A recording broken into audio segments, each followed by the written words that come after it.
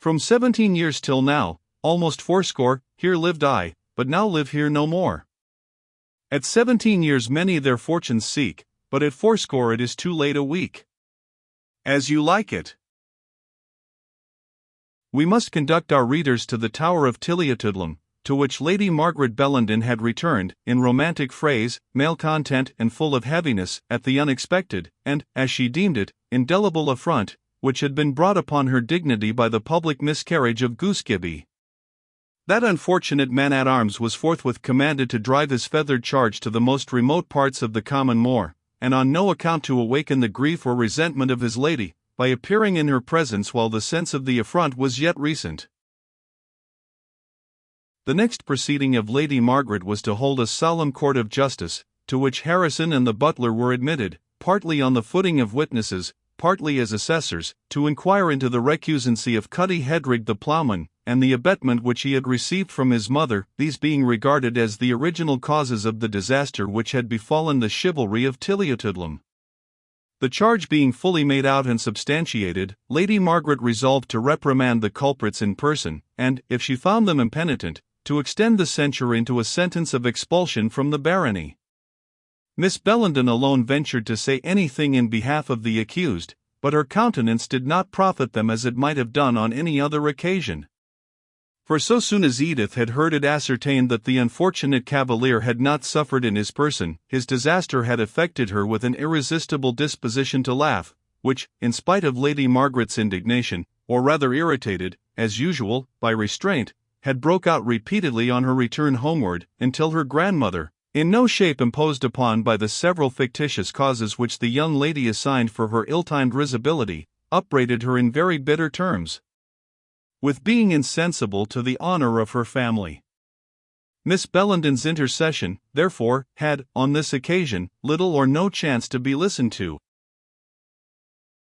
As if to evince the rigor of her disposition, Lady Margaret, on this solemn occasion, exchanged the ivory-headed cane with which she commonly walked, for an immense gold-headed staff which had belonged to her father, the deceased Earl of Torwood, and which, like a sort of mace of office, she only made use of on occasions of special solemnity. Supported by this awful baton of command, Lady Margaret Bellenden entered the cottage of the delinquents. There was an air of consciousness about old Miles, as she rose from her wicker chair in the chimney-nook, not with the cordial alertness of visage which used, on other occasions, to express the honor she felt in the visit of her lady, but with a certain solemnity and embarrassment, like an accused party on his first appearance in presence of his judge, before whom he is, nevertheless, determined to assert his innocence. Her arms were folded, her mouth primed into an expression of respect, mingled with obstinacy, her whole mind apparently bent up to the solemn interview. With her best curtsy to the ground, and a mute motion of reverence, Miles pointed to the chair, which, on former occasions, Lady Margaret, for the good lady was somewhat of a gossip, had deigned to occupy for half an hour sometimes at a time, hearing the news of the county and of the borough. But at present her mistress was far too indignant for such condescension. She rejected the mute invitation with a haughty wave of her hand, and drawing herself up as she spoke, she uttered the following interrogatory in a tone calculated to overwhelm the culprit. Is it true, Miles, as I am informed by Harrison, Guddiel, and others of my people, that you hae ta'en it upon you, contrary to the faith you owe to God and the King, and to me, your natural lady and mistress, to keep back your son frae the Wapenshaw, held by the order of the sheriff, and to return his armor and habiliments at a moment when it was impossible to find a suitable delegate in his stead, whereby the barony of Tilliatoodlem, baith in the person of its mistress and indwellers, has incurred sic a disgrace and dishonour as hasna befallen the family since the days of Malcolm Canmore? Miles's habitual respect for her mistress was extreme. She hesitated, and one or two short coughs expressed the difficulty she had in defending herself. I am sure, my leddy I am sure I am sorry, very sorry that ony cause of displeasure should hae occurred, but my son's illness, dinna tell me of your son's illness, Miles. Had he been sincerely unweel, you would hae been at the Tower by daylight to get something that wad do him good. There are few ailments that I have e'en medical recipes for, and that ye ken fu weel. Oh aye, my leddy. I am sure ye hae wrought wonderful cures, the last thing he sent Cutty, when he had the bats, and wrought like a charm. Why, then, woman, did ye not apply to me, if there was only real need, but there was none, ye fuzz-hearted vassal that ye are. Your ladyship never see'd me sick a word is that before. Oh Han!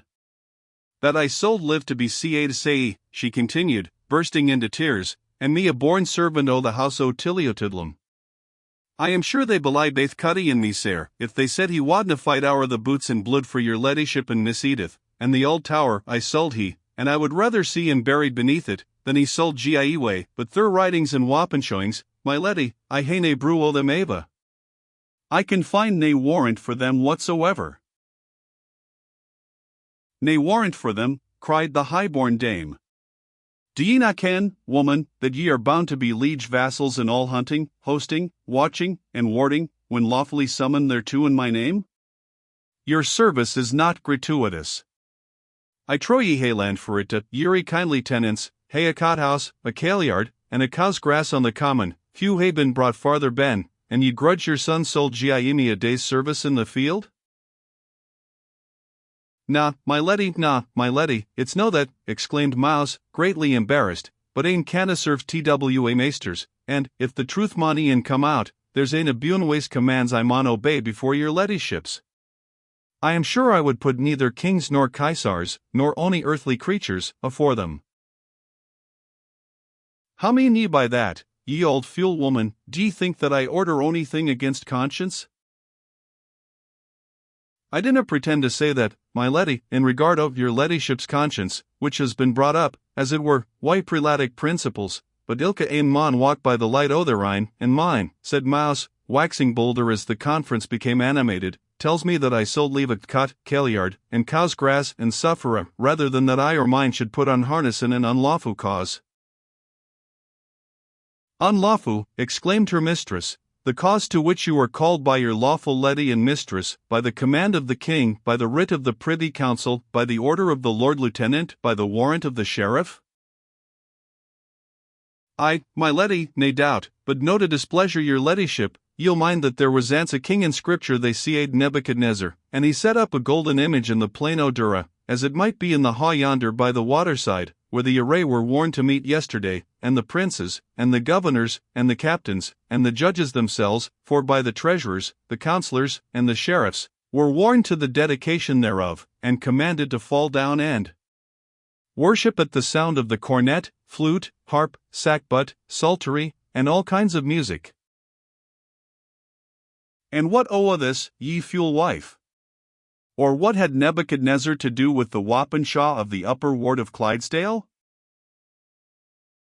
Only just thus far, my leddy, continued Mouse, firmly, that prelacy is like the great golden image in the plain of Dura, and that as Shadrach, Meshach, and Abednego were bored out in refusing to bow down and worship, so neither shall Cutty Headreed, your ladyship's poor ploughman, at least why his old mithers consent, make mergens or genuflections, as they seeth them, in the house of the prelates and curates, nor gird him why armor to fight in their cause, either at the sound of kettle, drums, organs, bagpipes, or ony other kind of music whatever.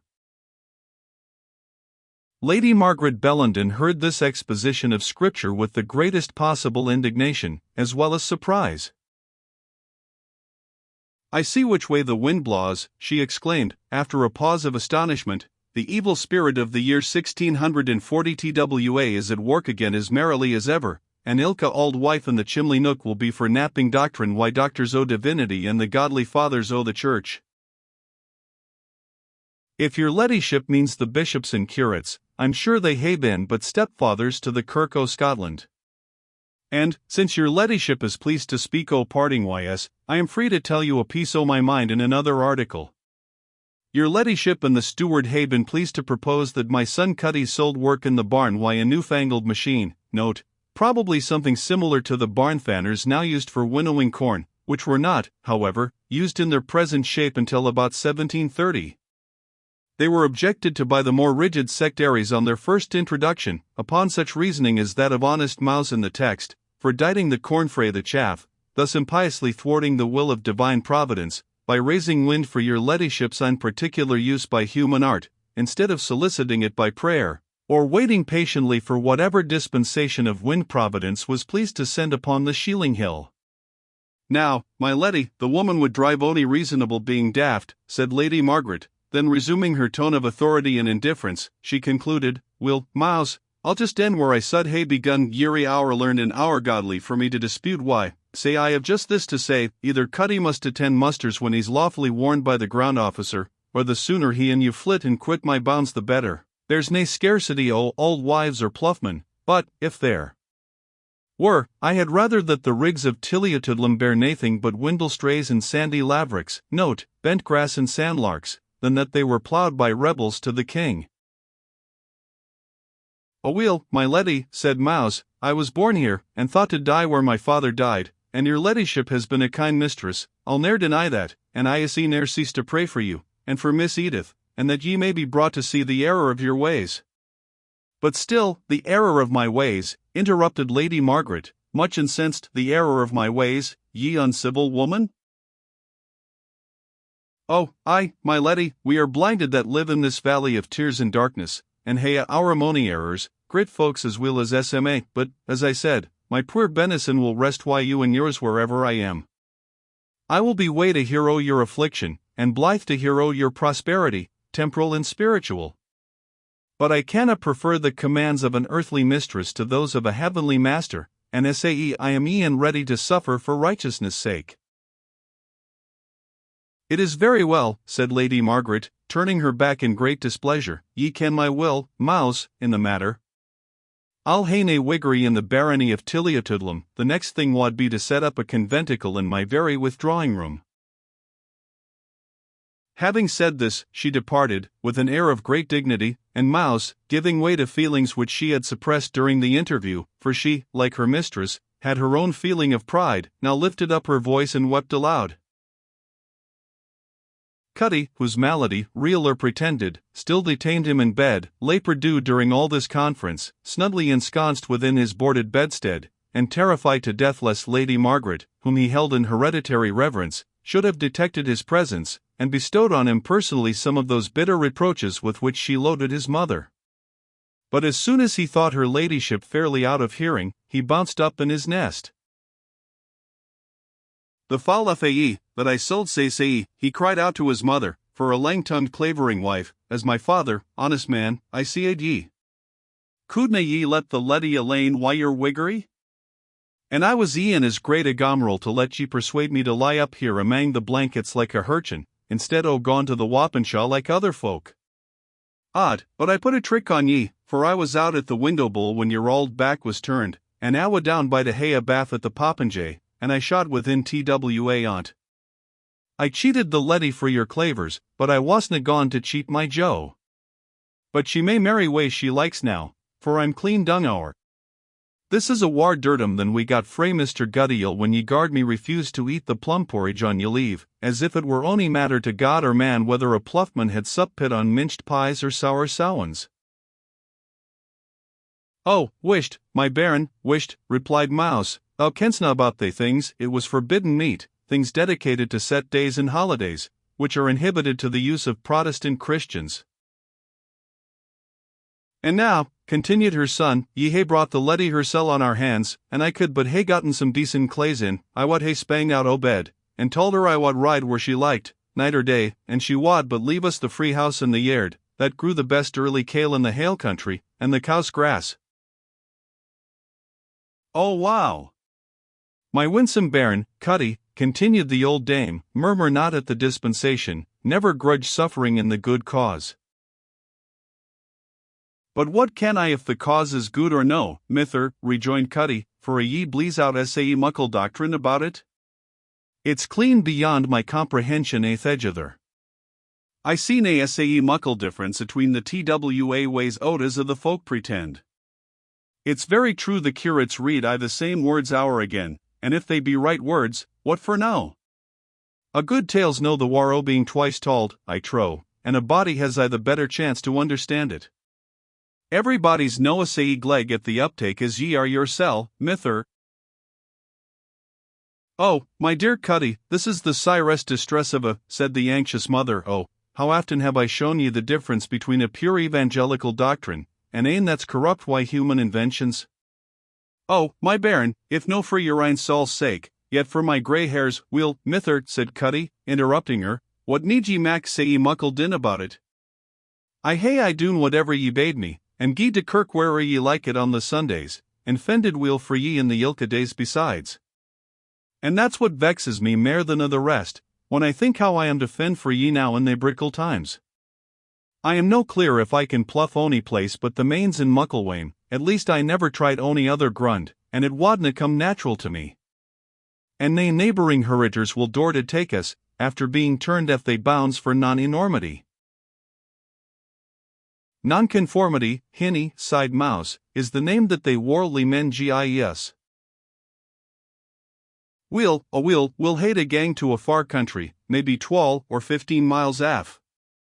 I could be a dragoon, nae doubt, for I can ride and play wi' the broadsword a bit, but ye wad be roaring about your blessing and your grey hairs. Here Mouse's exclamations became extreme. We'll, I but spoke o't, besides, ye're hour all to be sitting cocked up on a baggage wagon why yippy Dumlane, the corporal's wife. Say what's to come o' us I canna will see, I doubt I'll hate attack the hills why the wild wigs, as they see them, and then it will be my low to be shot down like a mawkin at some dykeside, or to be sent to heaven why a St. Johnstone's tippet about my housa. Oh, my body Cutty, said the zealous Mouse, forbear sick carnal, self-seeking language, whilk is just a misdoubting o' Providence, I have not seen the son of the righteous begging his bread, says the text, and your father was a douce honest man, though somewhat worldly in his dealings, encumbered about earthly things, e'en like yoursel, my Joe. Oh weel, said Cutty, after a little consideration, I see but ae Gateford, and that's a cold coal to blaw at, mither. Howsomever, mither, ye hae some guess o' a wee bit kindness that's atween Miss Edith and young Mr. Henry Morton, that sold be seaed young Milnwood, and that I hae whiles carried a bit book, or maybe a bit letter, quietly atween them, and made believe never to ken wha it cam frae, though I ken brawly. There's whiles convenience in a body looking a wee stupid, and I have aften seen them walking at e'en on the little path by Dinglewoodburn, but naebody ever kenned a word about it frae Cutty. I ken I'm gey thick in the head, but I'm as honest as our old forehand ox, poor fellow, that I'll ne'er work ony mair. I hope they'll be as kind to him that come ahint me as I hae been, but, as I was saying, we'll ava down to Milnwood and tell Mr. Harry our distress they want a pluffman, and the gruns know. Unlike our ein, I am sure Mr. Harry will stand my part, for he's a kind-hearted gentleman. I'll get but little penny fee, for his uncle, old Nip Pie Milnwood, has as close a grip as the deal himsel. But I win a bit bread, and a drap kale, and a fireside in the king hour our heads, and that's a will want for a season, as they get up, mither, and sort your things to gang away, for since it is that gang we mon, I would like ill to wait till Mr. Harrison and old Gutty'll cam to pu us out by the lug in the horn.